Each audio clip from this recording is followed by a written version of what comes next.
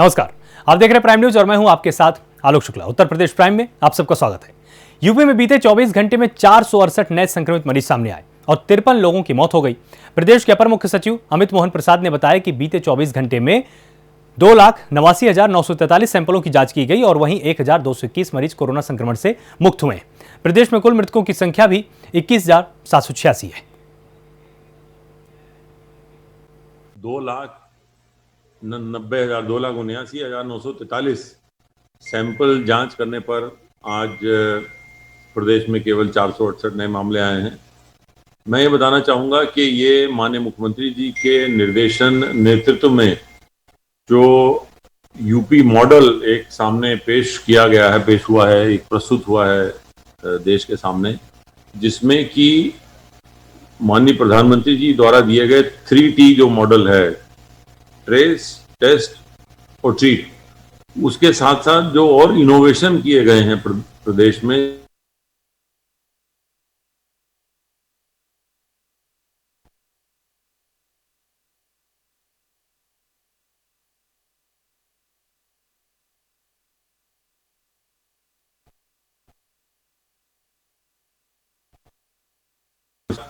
टीकाकरण पर बहुत जोर देकर एग्रेसिव एक टीकाकरण की नीति अपनाई गई। तो ये जो सारे तत्व हैं, ये मिलाकर एक उत्तर प्रदेश का एक विशेष जो है ये एक मॉडल बना है, जिसमें कि जहां एक और 30 अप्रैल को 3,10,000 मामले आए थे, कुल एक्टिव मामले थे, वहां आज वो घट के 9,000 से भी नीचे चले गए हैं, 8,986 हैं। इतने कम समय में देश में और दुनिया में कहीं भी इस प्रकार का कोई उदाहरण नहीं है कि इतनी तेजी से जो है वो मामले घटे हों कहीं पर भी, और घटे तब हों जबकि टेस्ट की संख्या घटाई नहीं गई हो। टेस्ट की संख्या 3 लाख के आसपास लगभग पिछले एक महीने से है। 3 लाख, 3.5 लाख भी टेस्ट किए गए हैं। मामले कम आने के बावजूद भी टेस्ट की संख्या नहीं घटाई गई है। मैं यहाँ इसमें एक एक बिंदु पे जरा बताना चाहूँगा कि जैसे ट्रेस का जो फॉर्मूला है, उसमें निगरानी समितियां जो है वो गांवों में, शहरों में घर घर जाकर संक्रमण के लक्षणों से युक्त व्यक्तियों को तलाश रही हैं। ये हमारी प्रक्रिया साल भर से चल रही थी, जो कि पूरे प्रदेश में चल रही थी, और 24 करोड़ में से 17.25 करोड़ लोगों तक तो हम लोग पहुंच गए। 5 मई से विशेष अभियान केवल गांव में भी चलाया गया है, जहां पर कि पूरी निगरानी समितियां गांव में घर घर में जा रही हैं विशेष अभियान चलाकर। उनके साथ लगभग 3,000 RRTs की टीम लगाई गई हैं। 97,000 गाँव में 80,000 निगरानी समितियां गांव घर में घर घर जा रही हैं, और जहां पर भी मामूली लक्षण भी हैं, जिनका कि कोरोना से भी कोई मतलब नहीं है, उन्हें भी मेडिकल किट दी जा रही है। लगभग 12 लाख से अधिक मेडिकल किट बांटी गई हैं प्रदेश में पिछले 1-1.5 महीने में। और इसके साथ साथ जहां पर लक्षण लगते हैं वहां पे तुरंत एंटीजन टेस्ट कराया जाता है, और एंटीजन टेस्ट नेगेटिव आने पर भी यदि लक्षण है तो RT-PCR टेस्ट भी वहीं पर गांव में ही जो है सैंपल लेके कराया जा रहा है। संक्रमण के 468 नए मामले सामने आए हैं। इसी अवधि में उपचारित होकर डिस्चार्ज होने वालों की संख्या 1,221 है। इस प्रकार 30 अप्रैल के बाद से निरंतर एक्टिव इन्फेक्शन के केसेस में गिरावट आ रही है, और एक्टिव इन्फेक्शन के केसेस की संख्या घट करके अब 8,986 हो गई है। दैनिक केस 500 से नीचे हो गए हैं। जैसा मैंने आपको बताया कि विगत 24 घंटे में यह संख्या 468 रही, और पिछली बार 500 से कम दैनिक केस 21 मार्च 2021 को आए थे। तो अब संक्रमण बहुत ही नीचे के स्तर पर आ गया है, लेकिन संक्रमण बरकरार है, इसलिए किसी प्रकार की भी लापरवाही उपयुक्त नहीं होगी। अब तक कुल मिलाकर 16,71,852 व्यक्ति संक्रमण मुक्त होकर स्वस्थ हो चुके हैं, और प्रदेश में रिकवरी का प्रतिशत अब बढ़कर के 98.2% हो गया है, 98.2%। कल पोर्टल पर 24 घंटे में कोविड संक्रमित व्यक्तियों में से 53 लोगों की मृत्यु दर्ज की गई है। विगत 24 घंटों में 2,89,943 कोविड टेस्ट किए गए और इसके साथ ही अब प्रदेश में अब तक 5,33,45,463 टेस्ट किए जा चुके हैं। जो 24 घंटे की पॉजिटिविटी रही है वो दर पॉजिटिविटी रेट 0.2% पर आ गई है और पूरे अगर हम ओवरऑल पॉजिटिविटी की बात करें पूरे महामारी काल के मार्च 2020 से लेकर आज तक तो ये भी 3.19% के निचले स्तर पर है।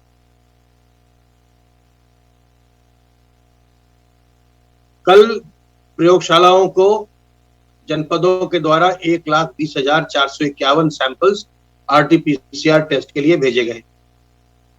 8,986 एक्टिव केस में से 5,350 होम आइसोलेशन में है और बाकी के लोग राजकीय चिकित्सालयों अथवा मेडिकल कॉलेजेस या निजी अस्पतालों में अपना इलाज करवा रहे हैं। सर्वेलेंस की कार्रवाई के अंतर्गत अब तक हम 3,57,72,933 घरों का सर्वेलेंस करवा चुके हैं। स्वास्थ्य विभाग की टीमों ने घर घर जाकर इतने घरों में जाकर लोगों का हालचाल पूछा है और जहां भी लक्षण युक्त लोग मिले हैं बाद में उनकी जांच भी की गई है। अब तक 3,57,00,000 से अधिक घरों का जो सर्वेलांस किया गया इनमें रहने वालों की संख्या 17,20,04,712 है। मुख्यमंत्री योगी आदित्यनाथ ने किसानों के लिए एक बड़ा फैसला किया है जिससे प्रदेश के लाखों किसानों को राहत मिलने वाली है। दरअसल 15 जून के बाद भी किसान मंडी में अपना गेहूं बेच सकेंगे। आपको बता दें कि प्रदेश में 1 अप्रैल से गेहूं की खरीद की जा रही है जिसे 15 जून तक चलना था लेकिन इसे आगे बढ़ाया गया। प्रदेश में गेहूं खरीद पर हर दिन एक नया रिकॉर्ड बन रहा है। सरकार गेहूं खरीद के मामले में रिकॉर्ड तोड़ने के करीब है। अब तक 52.25 लाख मीट्रिक टन गेहूं खरीदा जा चुका है। यूपी के इतिहास में 52.92 लाख मीट्रिक टन गेहूं खरीद का रिकॉर्ड है जिसके इस बार टूटने की उम्मीद जताई गई है। वहीं भुगतान पर मुख्यमंत्री योगी आदित्यनाथ की सीधी नजर है जिसकी वजह से 72 घंटे के अंदर किसानों को न्यूनतम समर्थन मूल्य के अनुसार गेहूं मूल्य का भुगतान उनके बैंक खाते में भेजा जा रहा है। ई-पॉप मशीनों के इस्तेमाल से गेहूं खरीद की प्रक्रिया में पारदर्शिता भी आई है। वहीं गेहूं खरीद के लिए सरकार ने प्रदेश में 5,612 क्रय केंद्र स्थापित किए हैं।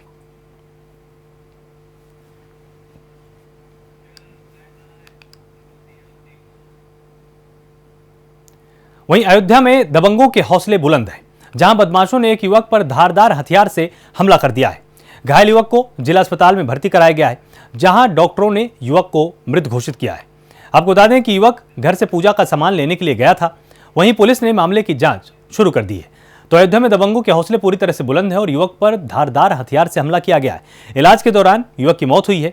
आपको बताएं कि पुलिस ने मामले की जांच शुरू कर दी है।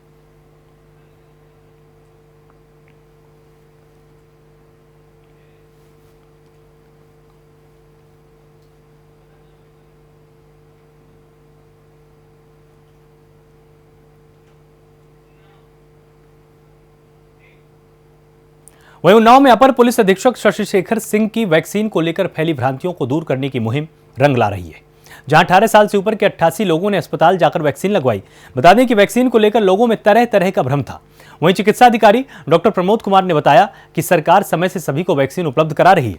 किसी के बहकावे में आने की जरूरत नहीं है। वैक्सीन पूरी तरह से सुरक्षित है। तो अपर पुलिस अधीक्षक की मुहिम रंग ला रही है। वैक्सीन को लेकर लोगों को जागरूक किया जा रहा है और 88 लोगों ने स्वास्थ्य केंद्र जाकर वैक्सीन लगवाई है।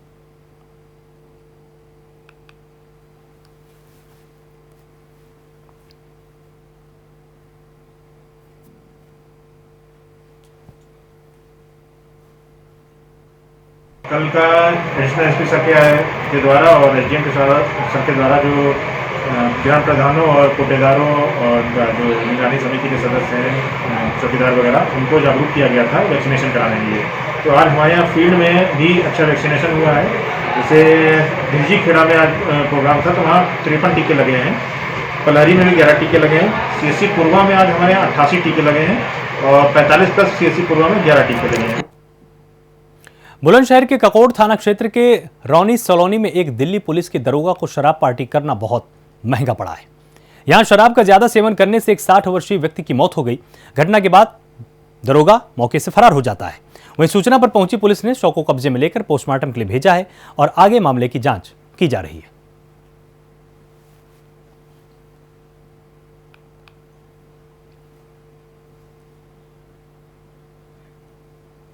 आज ककोर थाना क्षेत्र के रोनी सलोनी गांव से एक सूचना प्राप्त हुई कि मुकेश नाम के व्यक्ति की मृत्यु हो गई है और वो उसी गांव के हरपाल नाम के व्यक्ति के साथ के घर पे हैं।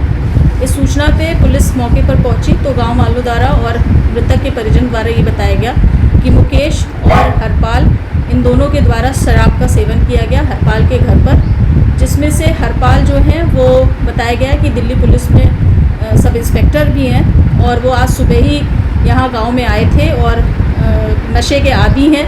मृतक मुकेश को भी नशे का आदी बताया गया। कासगंज में भूमाफियाओं के खिलाफ अब तक की सबसे बड़ी कार्रवाई सामने आई है। जिला प्रशासन और पुलिस की संयुक्त कार्रवाई में 1,85,05,000 रुपए की जमीन भूमाफियाओं से मुक्त कराई गई। इन जमीनों पर 2 दशक से भूमाफियाओं का कब्जा था। इस मौके पर SDM Lalit Kumar, CO are के तिवारी, तहसीलदार समेत भारी पुलिस बल मौके पर मौजूद रहा। बताया जा रहा है कि भूमाफिया नत्थू सिंह और उसके भाई दिनेश पर 2 थानों में दर्जनों मुकदमे दर्ज हैं और कई संगीन मामले भी पहले से दर्ज हैं।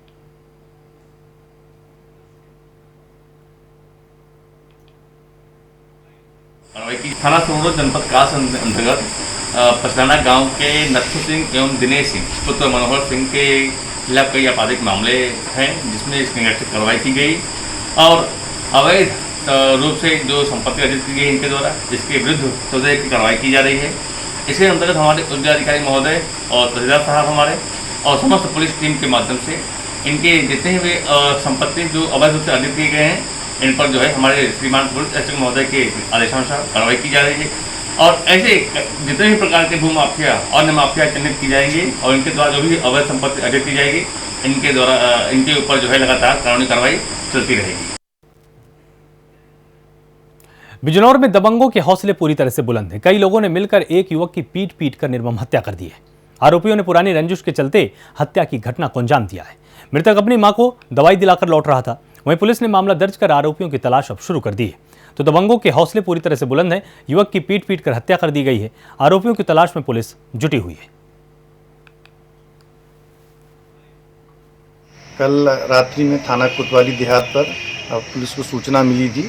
ग्राफिक एरा एकेडमी वहाँ एक संचालिका द्वारा संचालित की जाती है। वहाँ पर एक सिकंदरपुर का रहने वाला जितेंद्र नाम का व्यक्ति गलत इरादे से घुस गया है, जिस कारण वहाँ पर संचालिका और उनके 2 अन्य साथियों द्वारा यूकेलिप्टस के डंडों से उसकी मारपिटाई कर दी गई। पुलिस तत्काल मौके पर पहुँची, उसे सीएससी भेजा गया, जहाँ डिस्ट्रिक्ट हॉस्पिटल उसे रेफर किया गया। रास्ते में उसकी मृत्यु हो गई है। तीनों लोगों को पुलिस द्वारा गिरफ्तार कर लिया गया है। रात्रि में ही उचित धाराओं में SC/ST एक्ट 304 का मुकदमा दर्ज कर दिया गया। अग्रिम विधिक कार्रवाई की जा रही है। अयोध्या के थाना हैदरगंज क्षेत्र के एक गांव में दिल दहला देने वाली घटना सामने आई है। प्रेमिका के भाई ने प्रेमी को चाकू से हमला कर मौत के घाट उतार दिया है। इस घटना की सूचना मिलते ही पुलिस अधिकारी पुलिस फोर्स के साथ मौके पर पहुंचे। पुलिस ने शव को पोस्टमार्टम के लिए भेज दिया है और आरोपी की तलाश शुरू की है। वहीं पुलिस का कहना है कि आरोपी को जल्दी ही गिरफ्तार किया जाएगा। आज सुबह 13 जून 2021 को करीब 10 से 10:30 बजे के मध्य थाना हैदरगंज की पुलिस को एक सूचना प्राप्त हुई कि थाना क्षेत्र के अंतर्गत ग्राम भैरवपुर टिकरा में प्रेम प्रसंग के चलते एक युवक ने दूसरे युवक को, जो कथित रूप से उसकी बहन का प्रेमी था, उसको चाकू मार दिया, जिससे जिला अस्पताल में उसकी मृत्यु हो गई। अभी तक मृतक के परिजनों की तरफ से तहरीर प्राप्त नहीं हुई है। तहरीर प्राप्त होते ही मुकदमा लिखा जाएगा। बॉडी को पंचनामा करके पोस्टमार्टम के लिए और आवश्यक कार्रवाई के लिए भिजवा दिया गया है। जिस लड़के ने चाकू मारा है, लगातार हम उसकी तलाश कर रहे हैं। जल्द ही उसको पुलिस द्वारा गिरफ्तार कर लिया जाएगा। वहीं कानपुर में पुलिस कमिश्नर के आदेश पर नाइट कर्फ्यू के दौरान चेकिंग अभियान चलाया गया, जहां पुलिस को टेनरी मालिक की लग्जरी गाड़ी से 15 लाख रुपए की नकदी के साथ राइफल भी बरामद हुई है। इसका हिसाब टेनरी के मालिक नहीं दे पाए। पुलिस ने बरामद हुए रुपए की सूचना इनकम टैक्स विभाग को दी और राइफल से संबंधित कागजात और लाइसेंस की पुष्टि होने पर राइफल टेनरी मालिक को सौंप दी है।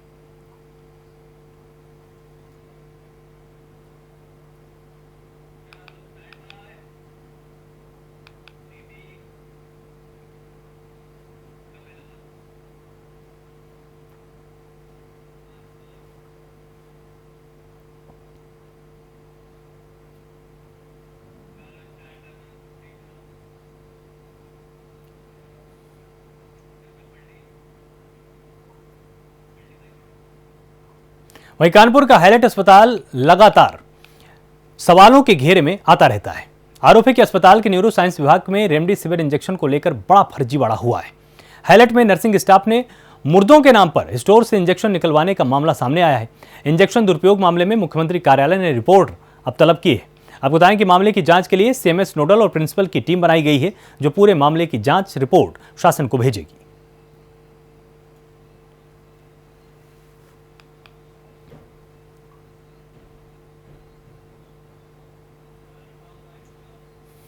देखिए, आज हमने भी न्यूज़ पेपर में जैसे देखा है, करीब 6-7 लोगों की लिस्ट में नाम है और आपको बता दें मैंने जांच कमेटी बैठा दी है, सारा रिकॉर्ड मंगवा रहे हैं। उसमें एक डॉक्टर राज तिलक हैं जो अभी लाइव हैं, जिनको मृत दिखाया गया है। एक विनीता ठाकुर है जो हमारे डॉक्टर डीसी श्रीवास्तव इलाहाबाद उनके साले की बेटी थी, जिसकी मौत 29 तारीख है, इसमें दिखा रहे 26 तारीख को। तो ऐसे हम पूरी बेचती निकलवाई है और पूरा रिकॉर्ड निकलवा रहे हैं और सत्यता को पता करके मैं आपके सामने पूरा ओपन करूँगा, सारा रिकॉर्ड निकलवाऊँगा। क्योंकि इसमें बहुत बड़ा संज्ञान ले लिया कि माननीय मुख्यमंत्री कार्यालय से मेरे पास फ़ोन आया, प्रशासन ने लिया है। उस समय इतनी क्राइसिस जो अप्रैल की घटना दिखाई जा रही है, सारी बीएसटी हमने निकलवाई हैं और निकलवाने के बाद जो इंजेक्शन इशू किए गए हैं, किसके नाम से इशू हैं, कब कब लगे हैं, मैं पूरा डाटा इकट्ठा करा रहा हूँ। वहीं गाजियाबाद में अपराध पर अंकुश लगाने के लिए पुलिस लगातार सख्त है। एसएसपी अमित पाठक पुलिस को सख्त दिशा निर्देश दे रहे हैं और जिले की सभी सीमाओं पर सख्त चेकिंग अभियान चलाया जाएगा। वहीं पुलिस जिले की सीमा चौकी पर चेकिंग अभियान चला रही है और ट्रैफिक के नियमों का पालन नहीं करने पर चालान किया गया। साथ ही कोविड-19 के उल्लंघन करने पर भी यहां पर कार्रवाई की गई। प्राइम न्यूज संवाददाता जितेंद्र भाटी ने मौके का पूरा जायजा लिया है।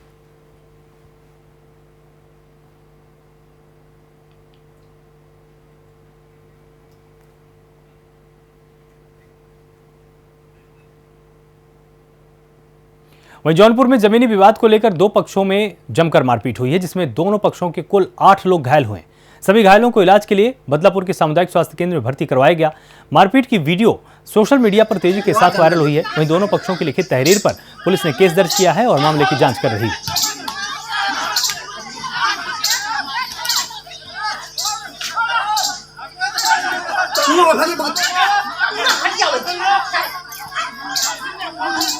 और इसमें जमीन वगैरह मारपीट की घटना हुई है, इसमें मुकदमा कायम कर लिया गया है और वैधानिक कार्रवाई की जा रही है।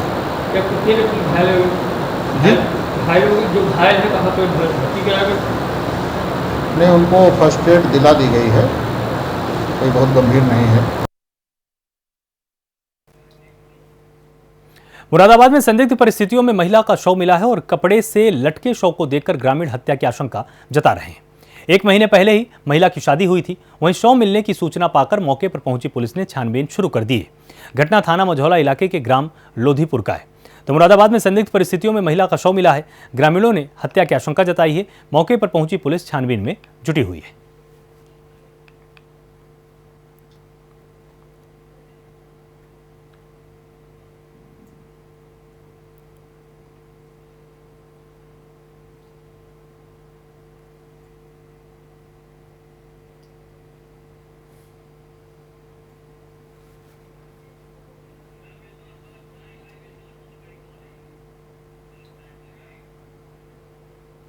बिजनौर के नगीना में सगे भाई ने अपनी ही छोटी बहन के चाल चलन को लेकर उसको मौत के घाट उतार दिया और घटना को अंजाम देकर वहां से फरार हो जाता है। घटना से पुलिस प्रशासन में इसके बाद से हड़कंप की स्थिति बनी हुई है। पीड़ित पिता ने अपने बेटे के खिलाफ थाने में मुकदमा दर्ज कराया है। पुलिस ने मामला दर्ज करते हुए आरोपी को गिरफ्तार किया है और जेल भेज दिया है।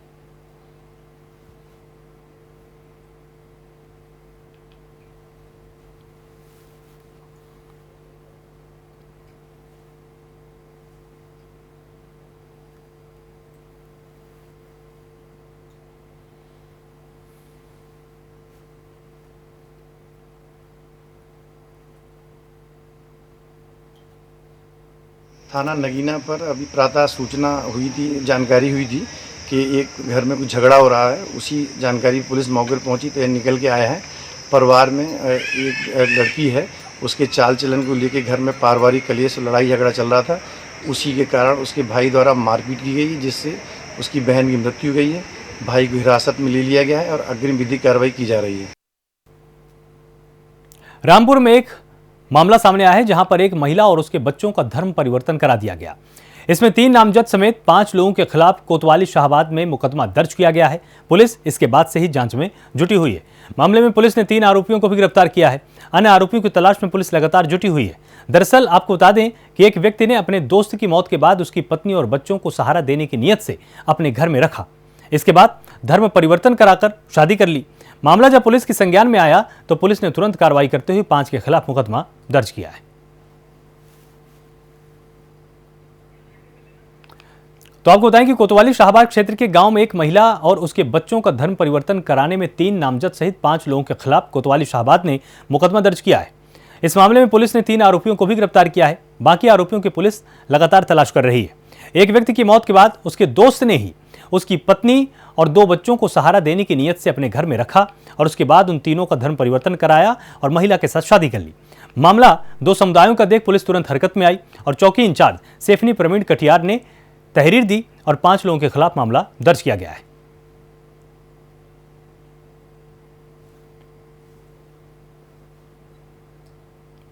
आपको बताएं कि मामला सही निकलने पर पुलिस ने महफूज के घर पहुंची और पूरे मामले की जानकारी ली। पुलिस महफूज के घर पहुंची और उसके घर पर एक महिला बैठी हुई थी जिसने अपना नाम हरजिंदर कौर बताया। उसके 2 बेटे थे, एक 12 साल का राहुल और एक 10 साल का सुमित।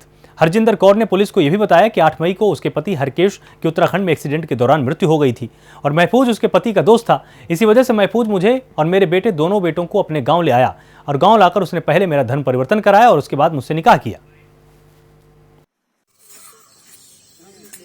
शाहबाद में बहरवा गांव पड़ता है। पुलिस को सूचना मिली कि बहरवा गांव में एक बाहर की महिला को लाकर उसका धर्म परिवर्तन कराया गया है लालचवश। तो इस संबंध में पुलिस द्वारा मुख्य आरोपी उसके और उसके परिजनों के और जो इसमें सहयोगी थे उनके विरुद्ध सुसंगत धाराओं में मुकदमा दर्ज कर लिया गया और 3 लोगों को गिरफ्तार कर लिया गया। लखीमपुर खीरी में पुलिस और बदमाशों के बीच में मुठभेड़ हुई है जिसमें कुख्यात बदमाश को गोली लगी है और जहां पुलिस ने 25,000 के इनामी बदमाश को गिरफ्तार किया है।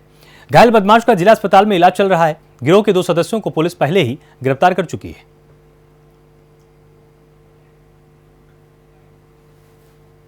थाना मोहम्मदी पर जनपद के कई थानों से वांछित चल रहे यूसुफ बंजारा नाम के अपराधी की क्षेत्र में प्रेजेंस होने के संबंध में लाभप्रद सूचना प्राप्त हुई। इस सूचना पर थाना मोहम्मदी टीम के द्वारा यूसुफ बंजारा को जब अरेस्ट करने का प्रयास किया गया तो उसके द्वारा पुलिस टीम पे फायरिंग की गई। आत्मरक्षा और जवाबी फायरिंग में यूसुफ बंजारा के पैर में गोली लगी। पुलिस के द्वारा मौके पर यूसुफ को हिरासत में लेकर उसके कब्जे से एक तमंचा, एक खोखा कारतूस और 3 जिंदा कारतूस बरामद किए गए। यूसुफ बंजारा को प्राथमिक उपचार के बाद जिला हॉस्पिटल रेफर किया गया है। प्रकरण में पुलिस के द्वारा सुसंगत धाराओं में अभियोग पंजीकृत कर अग्रिम विधिक कार्रवाई की जा रही है। उत्तर प्रदेश प्राइम में फिलहाल इतना ही। आप लगातार जुड़े रहिए प्राइम न्यूज के साथ। नमस्कार।